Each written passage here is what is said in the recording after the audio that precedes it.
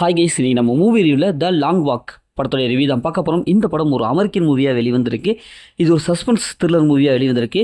இந்த படம் ஒரு நாவலை பேஸ் பண்ணி அப்படியே வந்திருக்கு. இப்போ இந்த படத்துடைய கதையை பார்த்துடலாம். ஒரு சில வருடங்களுக்கு முன்பு அமெரிக்காவில் கடுமையான பஞ்சம், பொருளாதாரம் வீழ்ச்சி அடைஞ்சிருது. அங்கே இருக்கிறவங்க எல்லாமே காசுக்காக ரொம்ப போராடிட்டு இருக்காங்க. அந்த மாதிரி சமயத்தில் ஒரு போட்டி ஒன்று நடத்துகிறாங்க. அது என்ன போட்டினா, அவங்க சொல்கிற ரூல்ஸ் அண்ட் ரெகுலேஷனை பின்பற்றி தொடர்ந்து வெகு தூரம் நடக்கணும். ஒரு குறிப்பிட்ட இலக்கு, அதில் யார் ஃபஸ்ட்டு வராங்களோ அவங்களுக்கு நிறையா பணமும் ஒரு கன்னும் கொடுப்பாங்க. இதை அவங்க யூஸ் பண்ணிக்கலாம் அப்படிங்கிற மாதிரி போட்டி நடக்கும். ஒரு 50 பேர் இந்த போட்டியில் கலந்துக்குவாங்க. அதில் ஹீரோவும் ஒருத்தர், யங் மேன் தான் இந்த போட்டியில் கலந்துக்கணும். இதுதான் ரூல்ஸு.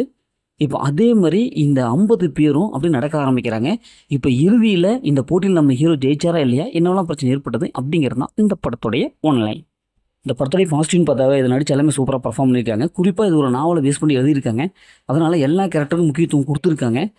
ட்விஸ்ட் அண்ட் நீங்கள் பொறுத்தளவுக்கு சூப்பராக மெயின்டைன் பண்ணியிருக்காங்க. செகண்ட் ஹாஃபில் நல்லாவே இன்ட்ரெஸ்ட்டாக கொடுத்துருக்காங்க. யார் ஃபஸ்ட்டு வருவா, எப்பட்றா அப்படிங்கிற மாதிரி ஒரு ஃபீலிங்கை கொடுத்துருக்காங்க.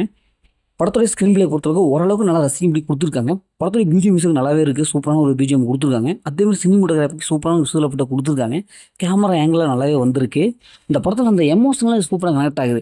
ஃபஸ்ட் ஹாஃபில் அவங்க கஷ்டப்படுறது அப்படி இப்படின்ட்டு நிறைய விஷயங்கள் காமிப்பாங்க. ஹீரோ எதனால் வந்தார், ஒரு அம்மா பையனுடைய சென்டிமெண்ட், அவங்க அம்மா போகாதுன்னு சொல்லுவாங்க. இருந்தாலும் ஹீரோ அப்படி போவார், அவங்களே மீறி போகவாங்க. அதனால் அந்த இடத்துல ஒரு சென்டிமெண்ட், ஒரு பில்டப் ஆகும். அது நல்லாவே வந்திருக்கு. மற்றபடி படத்தை நடிச்சு எல்லாமே சூப்பராக பர்ஃபார்ம் பண்ணியிருக்காங்க. இந்த படத்துடைய மைனஸ்ன்னு பார்த்தாவே ஸ்க்ரீனில் ரொம்ப ஸ்லோவாக இருக்குது. இன்னும் ஸ்பீடாக எடுத்துருக்கலாம். அதுவும் செகண்ட் ஹாஃபில் ரொம்ப ஸ்லோவாக போகுது. நம்ம நினைப்போம் ஹாலிவுட் படமாக டஃப்னு அடி பட்டையை கிளப்பிட்டு அப்படி இப்படி போகும். ஆனால் இங்கே அது கிடையாது. ரொம்ப மெலடியாக போயிட்டுருக்கு. செகண்ட் ஹாஃபில் ரொம்ப ஸ்லோவாக இருக்கிறனால கொஞ்சம் போர் அடிக்குது. இந்த படத்தில் அந்த மாதிரி சீன்ஸில் இல்லை, ஃபேமிலியோட பார்க்கலாம். மொத்தம் இந்த படம் சூப்பராக சொல்லுவாங்கன்னா இந்த படம் ஒரு ஒன் டைம் வாட்சபிள் தான் நானும் சொல்கிறேன். ஓகே, இதே மாதிரி எடுத்து ஒரு புதிய மூவி ரிவ்யூ சந்திப்போம்.